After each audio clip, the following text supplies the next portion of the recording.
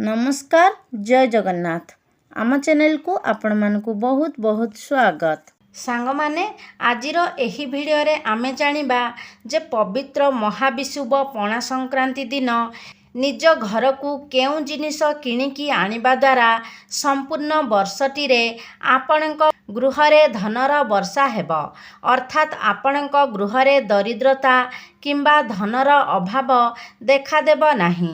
आपणक जीवन रे सुख समृद्धि वैभव ऐश्वर्य एही सबु भरी रहिब।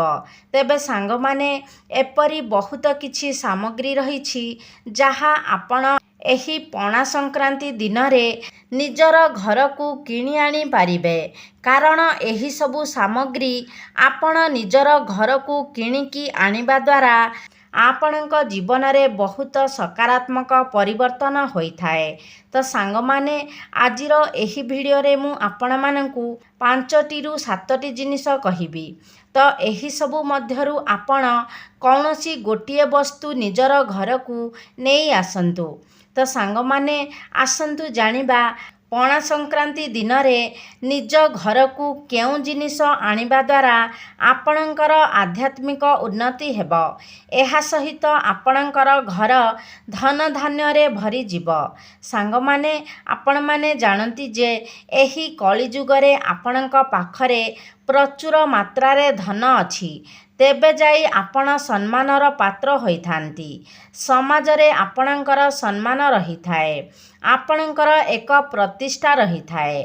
आपणक पाखरे जेते ज्ञान थिले मध्य, आपण जेते बड़ व्यक्ति होइथिले मध्य, जदि आपणक पाखरे धन नाही तो लोक माने आपणकर कथा को गुरुत्व देई नथांती, आपणक उपरे हसी थांती। सांग माने एमिति भी देखिथिबे जेउ व्यक्ति वर्तमान भिकारी भी थिबो, जदि केबे भी से राजा होई जाए तेबे तार भिकारी अवस्था को लोक भूली जाई थांती, ताकू लोक राजार ही सम्मान देई थांती। एवं जदि जणे राजा भिकारी बनी जाई थांती सेतेबेले तांको पाखरे आउ राजार सम्मान न थाए, लोक माने तांको भिकारी बोली ही व्यवहार देखाई थांती। तो आजिर दुनिया रे धन ही मनुष्य पाई सर्वश्रेष्ठ पालटी जाइछि। धन अनुसारे ही मनुष्यर सम्मान को मपा जाई थाए, ताकू इज्जत दिया जाई थाए।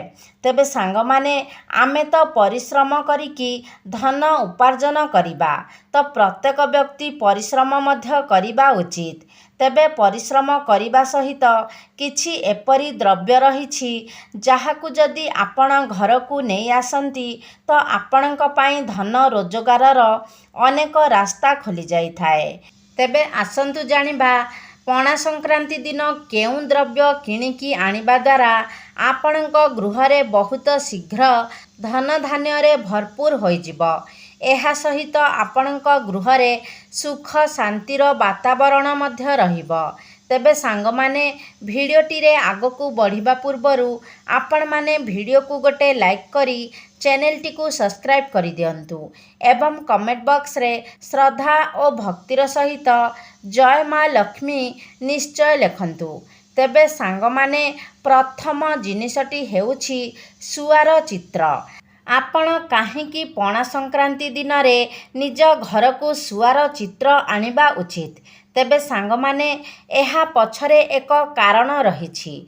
सांग माने जदि आपणक घरे छोट पिला अछंती एवं सेमाने पाठ पढ़ारे मन देउ नाहंती, पाठ पढ़ारे सेमानंकर मन लागु नाही, किंबा आपण जदि निजे कौनसी जॉब पाई प्रिपेयर हेउछंती, आपणकू कौनसी भल जॉब पाई प्रिपेयर हेबारे अछि, तो आपण निज घर को एही पणा संक्रांति दिन सुआर फोटोचित्र निश्चय आणंतु एवं घरर उत्तर दिगरे आपण सुआर चित्र लगांतु।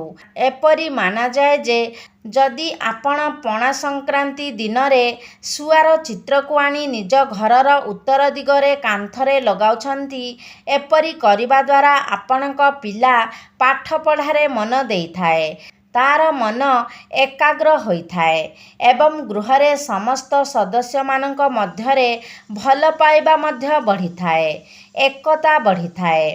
ଆପଣଙ୍କୁ ସୌଭାଗ୍ୟ ପ୍ରାପ୍ତି ହୋଇଥାଏ। ଶୁଆକୁ ଦରିଦ୍ରତାର ନାଶକ ବୋଲି କୁହାଯାଏ। ଯଦି ଆପଣଙ୍କ ଗୃହର କୌଣସି ସଦସ୍ୟ ଅନେକ ଦିନ ଧରି କୌଣସି ରୋଗରେ ପୀଡ଼ିତ ଅଛନ୍ତି କିମ୍ବା ଆପଣଙ୍କ ଗୃହରେ ଦାରିଦ୍ରତା ଲାଗି ରହୁଛି, ବାସ୍ତୁଶାସ୍ତ୍ର ଅନୁସାରେ ଶୁଆକୁ ଅତ୍ୟନ୍ତ ଶୁଭ ବୋଲି ମାନାଯାଇଛି। ଯେଉଁ ଘରେ ଶୁଆର ଚିତ୍ର ରହିଥାଏ ସେଠାରେ କେବେ ବି ଧନର ଅଭାବ ହୋଇନଥାଏ। ତ ସେଥିପାଇଁ ସାଙ୍ଗମାନେ, ପଣା ସଂକ୍ରାନ୍ତି ଦିନ ଆପଣ ଘରକୁ ଶୁଆର ଚିତ୍ର ନିଶ୍ଚୟ ଆଣନ୍ତୁ। ଏବେ ଆସନ୍ତୁ ଜାଣିବା ଦ୍ୱିତୀୟ ସାମଗ୍ରୀଟି କ'ଣ। ତେବେ ଦ୍ୱିତୀୟ ସାମଗ୍ରୀଟି ହେଉଛି ଶଙ୍ଖ। ସାଙ୍ଗମାନେ, ଆମର ହିନ୍ଦୁ ଶାସ୍ତ୍ରରେ ଶଙ୍ଖକୁ ବହୁତ ପବିତ୍ର ବୋଲି ମାନାଯାଇଥାଏ। ତେବେ ଏପରି କାହିଁକି ମାନାଯାଇଥାଏ? କାରଣ ସମୁଦ୍ର ମନ୍ଥନ ସମୟରେ ଶଙ୍ଖର ଉତ୍ପତ୍ତି ହୋଇଥିଲା ଏବଂ 14ଟି ରତ୍ନ ମଧ୍ୟରେ ଶଙ୍ଖର ଗଣନା ମଧ୍ୟ ହୋଇଥାଏ। ଶଙ୍ଖକୁ ସ୍ୱୟଂ ଭଗବାନ ବିଷ୍ଣୁ ନିଜ ହସ୍ତରେ ଧାରଣ କରିଥାନ୍ତି ଏବଂ ଶଙ୍ଖରେ ମା ଲକ୍ଷ୍ମୀଙ୍କର ମଧ୍ୟ ନିବାସ ହୋଇଥାଏ। ଯେଉଁ ଘରେ ପ୍ରତିଦିନ ଶଙ୍ଖଧ୍ୱନି କରାଯାଇଥାଏ ସେହି ଘରେ ସର୍ବଦା ବାତାବରଣ ପବିତ୍ର ଏବଂ ଶୁଦ୍ଧ ରହିଥାଏ। ସେହି ଘରରେ ଯାହା ବି କିଛି ନକାରାତ୍ମକ ଶକ୍ତି ରହିଥାଏ ସେ ସବୁର ନାଶ ହୋଇଯାଇଥାଏ। ପଣା ସଂକ୍ରାନ୍ତି ଦିନ ଯଦି ଆପଣ ନିଜ ଘରକୁ ଶଙ୍ଖ କିଣିକି ଆଣୁଛନ୍ତି ତ ଭଗବାନ ଶ୍ରୀ ବିଷ୍ଣୁଙ୍କ ସହିତ ମାତା ଲକ୍ଷ୍ମୀ ମଧ୍ୟ ଆପଣଙ୍କ ଗୃହରେ ନିବାସ କରିଥାନ୍ତି। ବିଶେଷ କରି ପଣା ସଂକ୍ରାନ୍ତି ଦିନ ନିଜ ଘରେ ଆପଣ ଶଙ୍ଖ ଧ୍ୱନି କରିବା ଉଚିତ, ଯାହାଫଳରେ ପୂରା ବର୍ଷଟି ଆପଣଙ୍କ ପାଇଁ ଶୁଭମୟ ରହିବ। ସାଙ୍ଗମାନେ, ଘରେ ଶଙ୍ଖ ରଖିବା ଦ୍ୱାରା ଯଦି ପିଲା ଚିଡ଼ଚିଡ଼ ହେଉଥାଏ ତ ସେ ମଧ୍ୟ ଶାନ୍ତ ହୋଇଥାଏ ଏବଂ ଯଦି ଆପଣଙ୍କ ଗୃହରେ କୌଣସି ପ୍ରକାରର ତନ୍ତ୍ର ଶକ୍ତିର ପ୍ରୟୋଗ ହୋଇଥାଏ ତେବେ ତାହାକୁ ମଧ୍ୟ ଶଙ୍ଖ ନଷ୍ଟ କରିଦେଇଥାଏ। ଏହା ବ୍ୟତୀତ ମା ଲକ୍ଷ୍ମୀଙ୍କର ଆପଣଙ୍କ ଗୃହରେ ସ୍ଥାୟୀ ନିବାସ ମଧ୍ୟ ଶଙ୍ଖ ଦ୍ୱାରା ହିଁ ହୋଇଥାଏ। ଅର୍ଥାତ୍ ଆପଣଙ୍କ ଗୃହରେ ଯଦି ଶଙ୍ଖ ରହିଥାଏ ତେବେ ମା ଲକ୍ଷ୍ମୀ ମଧ୍ୟ ଆପଣଙ୍କ ଗୃହରେ ସ୍ଥାୟୀ ନିବାସ କରିଥାନ୍ତି।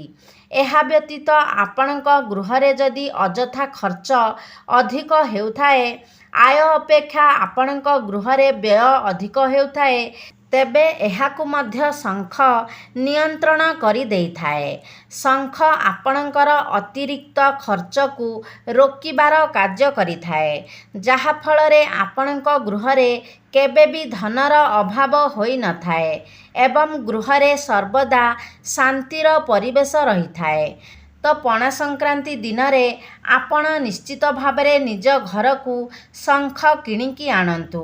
ନିଶ୍ଚିତ ଭାବରେ ଆପଣଙ୍କୁ ଏହା ଅନେକ ପ୍ରକାରର ଲାଭ ପ୍ରଦାନ କରିବ। ତେବେ ତୃତୀୟ ସାମଗ୍ରୀଟି ହେଉଛି ଭଗବାନ ଶ୍ରୀ ଗଣେଶଙ୍କର ମୂର୍ତ୍ତି। ଆପଣ ବର୍ଷସାରା ନିଜ ଗୃହରେ ସୁଖ ସମୃଦ୍ଧିର ବୃଦ୍ଧି କରିବା ପାଇଁ ପଣା ସଂକ୍ରାନ୍ତି ଦିନରେ ଆପଣ ଶ୍ରୀ ଗଣେଶଙ୍କର ମୂର୍ତ୍ତି ନିଶ୍ଚୟ ଆଣନ୍ତୁ। କାରଣ ଶ୍ରୀ ଗଣେଶ ଅଗ୍ରପୂଜ୍ୟ ଅଟନ୍ତି। ଯେଉଁ ଗୃହରେ ପଣା ସଂକ୍ରାନ୍ତି ଦିନ ଶ୍ରୀ ଗଣେଶଙ୍କର ପ୍ରତିମା ଅଣାଯାଇଥାଏ ସେହି ଗୃହରେ କେବେ ବି ସୁଖ ସମୃଦ୍ଧି ଅଭାବ ହୋଇନଥାଏ। ଶ୍ରୀ ଗଣେଶଙ୍କୁ ରିଦ୍ଧି ସିଦ୍ଧିଙ୍କର ସ୍ୱାମୀ କୁହାଯାଇଥାଏ। ଶୁଭ ଲାଭଙ୍କର ପିତା କୁହାଯାଇଥାଏ। ଶ୍ରୀ ଗଣେଶଙ୍କୁ ମଙ୍ଗଳକାରୀ ସ୍ୱରୂପ ମାନାଯାଇଥାଏ, ବିଘ୍ନହର୍ତ୍ତା ମାନାଯାଇଥାଏ। ଶ୍ରୀ ଗଣେଶ ସର୍ବଦା ମଙ୍ଗଳ ପ୍ରଦାନ କରିଥାନ୍ତି।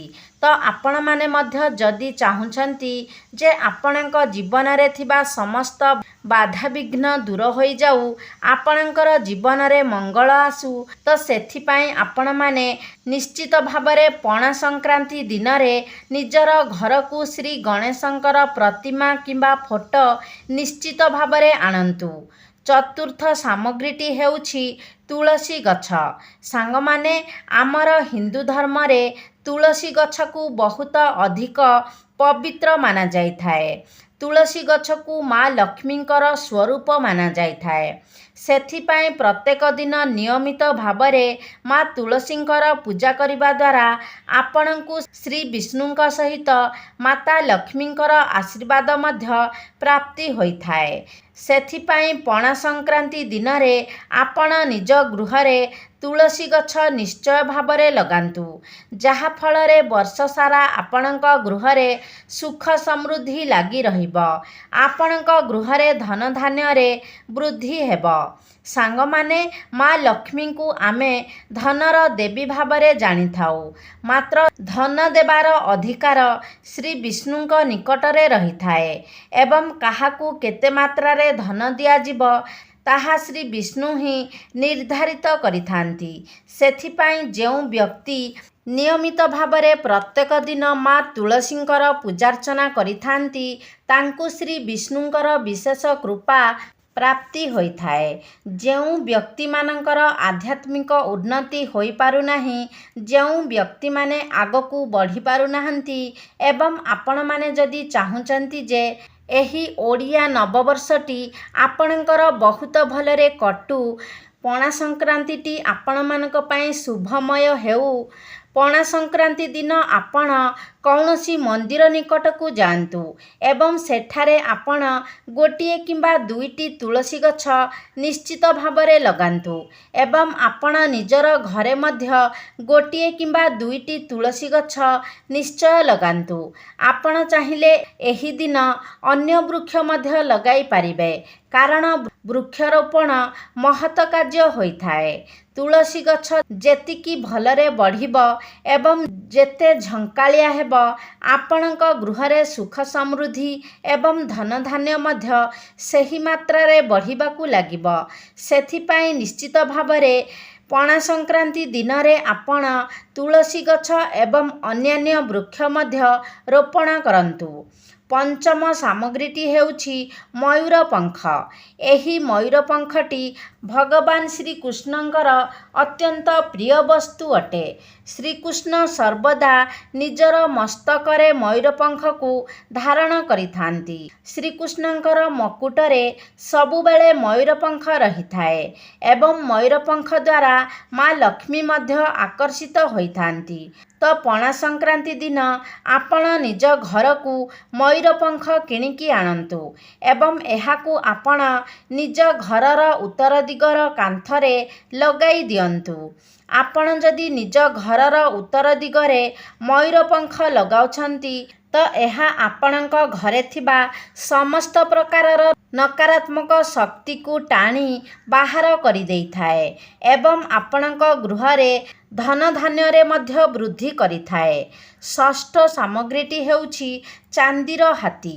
ଯଦି ଜ୍ୟୋତିଷ ଶାସ୍ତ୍ର ଅନୁସାରେ ଆପଣ ନିଜ ଘରକୁ ପଣା ସଂକ୍ରାନ୍ତି ଦିନରେ ଚାନ୍ଦିର ହାତୀ କିଣିକି ଆଣୁଛନ୍ତି ତ ଆପଣଙ୍କର ବ୍ୟାପାର ଏବଂ ଚାକିରି କ୍ଷେତ୍ରରେ ବହୁତ ଅଧିକ ଉନ୍ନତି ହୋଇଥାଏ। ଗୃହରେ ସର୍ବଦା ସୁଖ ଶାନ୍ତିର ବାସ ହୋଇଥାଏ।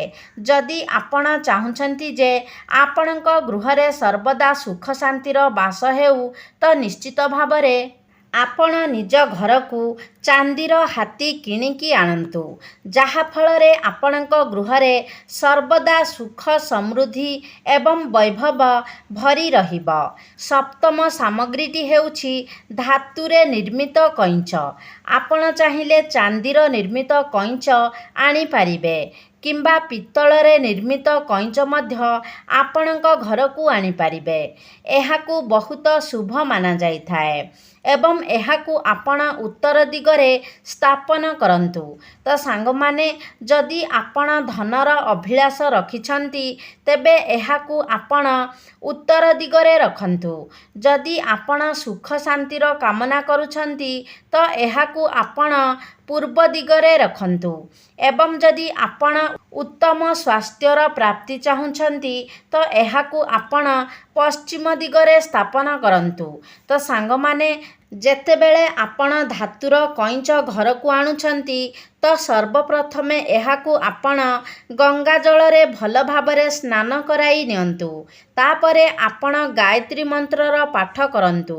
ମା ଲକ୍ଷ୍ମୀଙ୍କର ମନ୍ତ୍ର ଜପ କରନ୍ତୁ, ଯାହାଫଳରେ କଇଁଚଟି ଅଭିମନ୍ତ୍ରିତ ହୋଇଯିବ। ତାପରେ ଆପଣ ନିଜର କାମନା ଅନୁସାରେ ଏହାକୁ ସେହି ଦିଗରେ ଆପଣ ସ୍ଥାପନ କରନ୍ତୁ। ଯଦି ଆପଣ ଏହାକୁ ଉତ୍ତର ଦିଗରେ ରଖୁଛନ୍ତି ତ ଆପଣଙ୍କ ଗୃହରେ ଏହା ଧନ ବୃଦ୍ଧି କରାଇଥାଏ। ତେବେ ଅଷ୍ଟମ ଜିନିଷଟି ହେଉଛି ଗୋମତୀ ଚକ୍ର। ସାଙ୍ଗମାନେ, ଗୋମତୀ ଚକ୍ରଟି ଗୋଟିଏ ସାଧାରଣ ପଥର ପରି ଦେଖାଯାଇଥାଏ। ସାଙ୍ଗମାନେ, ଘରେ ଗୋମତୀ ଚକ୍ର ରଖିବା ଦ୍ୱାରା ଆପଣଙ୍କୁ ଶତ୍ରୁ ଭୟ ଲାଗିନଥାଏ। ଆପଣ ଯଦି ସଧବା ନାରୀ ଅଟନ୍ତି ଏବଂ ନିଜ ସିନ୍ଦୁର ଡବାରେ ଆପଣ ଗୋଟେ ଗୋମତୀ ଚକ୍ର ରଖୁଛନ୍ତି ତ ଏହା ଆପଣଙ୍କର ସ୍ୱାମୀଙ୍କୁ ସମସ୍ତ ବିପଦରୁ ରକ୍ଷା କରିଥାଏ। ଆପଣଙ୍କ ମଧ୍ୟରେ ଭଲ ପାଇବା ବଢ଼ିଥାଏ। ଆପଣ ଚାହିଁଲେ 11ଟି ଗୋମତୀ ଚକ୍ରକୁ ହଳଦିଆ କପଡ଼ାରେ ବାନ୍ଧି ମା ଲକ୍ଷ୍ମୀଙ୍କ ନିକଟରେ ପୂଜାର୍ଚ୍ଚନା କରି ନିଜର ଧନ ରଖୁଥିବା ସ୍ଥାନରେ ମଧ୍ୟ ରଖିପାରିବେ, ଯାହାଫଳରେ ଆପଣଙ୍କ ଗୃହରେ ଧନ ଧାନ୍ୟରେ ବୃଦ୍ଧି ହେବ ଏବଂ ଗୃହରେ କେବେ ବି ଧନର ସମସ୍ୟା ଦେଖାଦେବ ନାହିଁ। ତ ସାଙ୍ଗମାନେ, ଏହି ଭିଡ଼ିଓରେ ମୁଁ ଆପଣମାନଙ୍କୁ ଯେତୋଟି ସାମଗ୍ରୀ ବିଷୟରେ କହିଲି ତା ମଧ୍ୟରୁ କୌଣସି ଗୋଟିଏ ଆପଣ ନିଶ୍ଚିତ ଭାବରେ ପଣା ସଂକ୍ରାନ୍ତି ଦିନ ନିଜର ଘରକୁ ନେଇ ଆସନ୍ତୁ, ଯାହାଫଳରେ ସମ୍ପୂର୍ଣ୍ଣ ବର୍ଷଟି ଆପଣଙ୍କ ପାଇଁ ମଙ୍ଗଳମୟ ରହିବ, ଆପଣଙ୍କର ଆର୍ଥିକ ସ୍ଥିତିକୁ ମଜବୁତ କରିବ ଏବଂ ଗୃହରେ ସୁଖ ସମୃଦ୍ଧି ମଧ୍ୟ ବଢ଼ାଇବ।